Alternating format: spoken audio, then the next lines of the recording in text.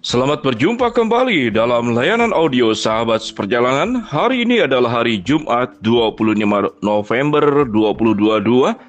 Tema renungan saat teduh kita dengan judul Berkobar Tanpa Membakar. Berkobar tanpa membakar. Firman Tuhan terambil dalam Kisah Rasul pasal yang kedua, ayat ketiga sampai dengan keempat. Demikian bunyi firman Tuhan. Dan tampaklah kepada mereka lidah-lidah seperti nyala api yang bertebaran hingga pada mereka masing-masing.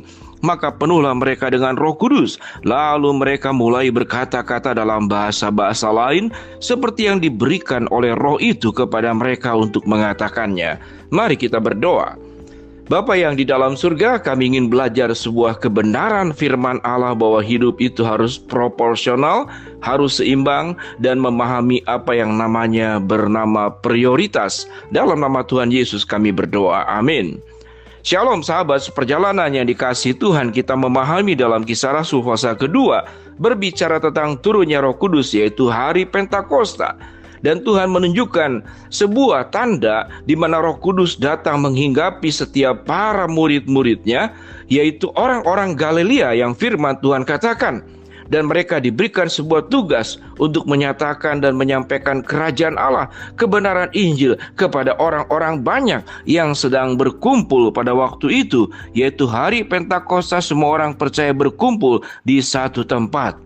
Sahabat seperjalanan yang dikasihi Tuhan, tatkala kita mempelajari tentang peran Roh Kudus yang melanjutkan akan misi daripada keselamatan Kristus di dalam menyertai, sekalipun di dalam Allah Tritunggal, peran Allah Bapa, Allah Roh Kudus, dan Allah Anak tetap adalah bersama-sama. Namun kita memahami cara Allah untuk menyampaikan kebenaran adalah memakai bahasa-bahasa yang kita mengerti, yang kita pahami. Karena manusia masih terikat dalam konsep waktu, konsep ruang, sehingga perlu menyatakan kebenaran itu yang dipahami juga oleh manusia. Namun seringkali manusia memahami tentang Allah Tritunggal di dalam konsep ruang. Kalau Allah Bapa ada di surga berarti tidak ada di bumi. Atau manusia seringkali memahami konsep waktu.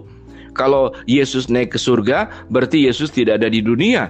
Yesus sudah terangkat ke surga. Tidak demikian sahabat seperjalanan. Namun kita tidak akan membahas yang lebih kepada hal yang teologis, namun berbicara tentang sebuah tema, yaitu berkobar tanpa harus membakar. Kita tahu dengan jelas kehadiran Roh Kudus dengan nyala api yang hinggap pada mereka. Bentukannya seperti apa? Berarti hinggap itu artinya menyentuh.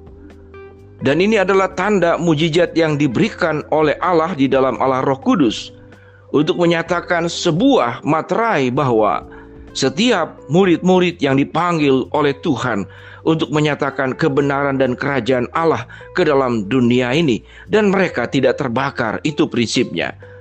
Sehingga di dalam hal ini, sahabat seperjalanan, Allah Roh Kudus memberikan kebaikan di dalam rencana keselamatan kepada seluruh umat manusia di dalam keesaan Allah Tritunggal, memberikan semua yang serba proporsional.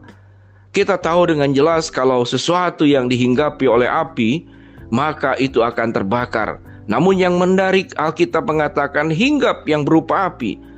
Mungkin kita berpikir itu bukan api seperti api fisik, namun kita boleh mengambil pelajaran di dalam hal ini. Tatkala kebaikan-kebaikan yang kita berikan, maka seharusnya jangan sampai itu membakar orang. Sahabat seperjalanan, bagaimana mungkin ada kebaikan yang bisa membakar orang lain? Kita belajar yang paling sederhana dalam lingkup yang paling kecil keluarga kita. Tatkala orang tua mengasihi anak secara berlebihan, maka itu akan membakar anak. Anak menjadi terlalu berenergi, anak menjadi lupa diri, anak menjadi tidak tahu batasan, anak menjadi berpusat diri dan sulit untuk menghargai orang lain. Anak hanya bisa mengutarakan keinginannya dan keinginannya harus diikuti, namun dia tidak pernah belajar peduli, dia tidak pernah belajar empati dan simpati kepada kebutuhan orang lain. Artinya, di dalam semua aspek itu perlu dengan cara yang proporsional dan tepat waktu. Kita tahu dengan jelas bahwa bagaimana Yesus tatkala menyembuhkan orang kusta, menyembuhkan orang sakit, tidak semuanya disembuhkan. Karena Allah apa? Allah punya maksud dan rencana, baik untuk yang disembuhkan maupun untuk yang tidak disembuhkan. Allah punya maksud dan rencana yang kita tidak pahami. Namun rancangan dan rencana Allah dan maksud Allah itu adalah demi kebaikan. Namun manusia sulit untuk memahami. Sahabat seperjalanan yang dikasihi Tuhan, apa contoh lain tentang selain contoh anak?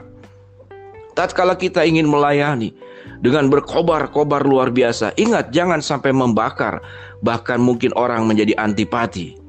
Sahabat seperjalanan yang dikasihi Tuhan, saya punya beberapa grup WhatsApp dari teman-teman sekolah. Kalau saya pribadi adalah seorang pendeta, mungkin orang akan maklum kalau menyampaikan sesuatu kebenaran. Dan itu tentu tidak secara berlebihan, hanya menyampaikan renungan harian, dan memang harus harian, bukan mingguan atau bulanan. Kalau mingguan bulanan berarti renungan mingguan atau renungan bulanan. Namun ada beberapa teman yang kemudian dikoreksi dan dikritik oleh teman yang lain. Jangan terus bicara hal-hal rohani, jangan terus kirim-kirim ayat-ayat Alkitab. Ini ada orang yang sedang mengalami kesusahan, apa tindakan nyatamu? Ini ada gempa yang ada di Cianjur, apa tindakan nyatamu? Apa kepedulianmu? Mereka butuh tempat pengungsian, mereka butuh memperbaiki rumahnya, mereka butuh untuk dapat kekuatan, bukan dikirim ayat-ayat Alkitab dan renungan-renungan. Sahabat seperjalanan, seakan-akan ini adalah sebuah sikap ekstrim yang tentunya praduga dan prasangka buruk seperti ini pun saya kurang setuju. Namun, tatkala kita berbuat kebaikan secara berlebihan dan tidak pada tempatnya, maka bisa menimbulkan orang itu antipati.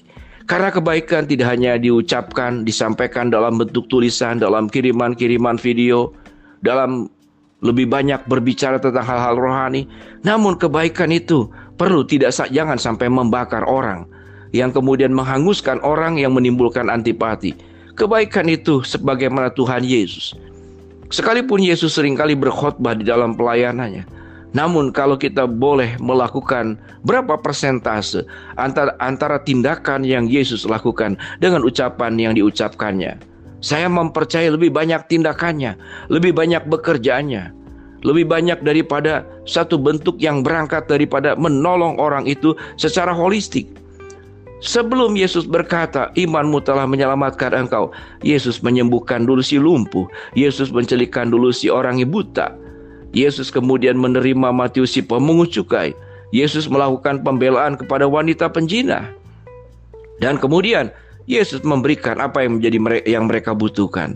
Sahabat seperjalanan yang dikasihi Tuhan, ingatlah api semangat kita di dalam hal-hal rohani, agar tidak menjadi sebuah sikap ekstrim, bahkan dalam kondisi tertentu menjadi sebuah kesombongan rohani.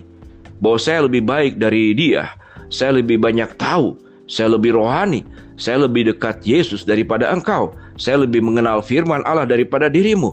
Maka kita sedang menjadi pendosa Allah dengan cap spiritual yang melekat pada diri kita. Dan cap spiritual itu sesungguhnya bukan dikenakan orang lain, tapi dikenakan oleh diri kita sendiri dan menilai kita sebagai orang-orang yang penuh dengan api Roh Kudus. Namun sesungguhnya kobaran kita itu membakar orang lain, bukan memberi kehangatan dan bukan memberi jalan keluar. Mari sahabat seperjalanan belajar hidup, agar hidup kita memiliki api semangat menjalankan kehendak Tuhan, tapi jangan sampai membakar orang lain.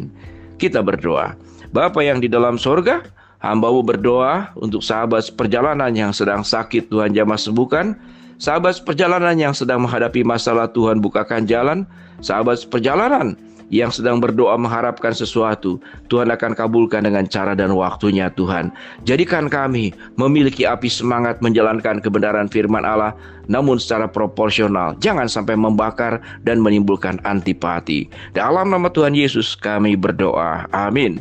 Shalom sahabat seperjalanan, tetap semangat hidup di dalam Tuhan, namun bersikaplah dengan bijaksana. Amin.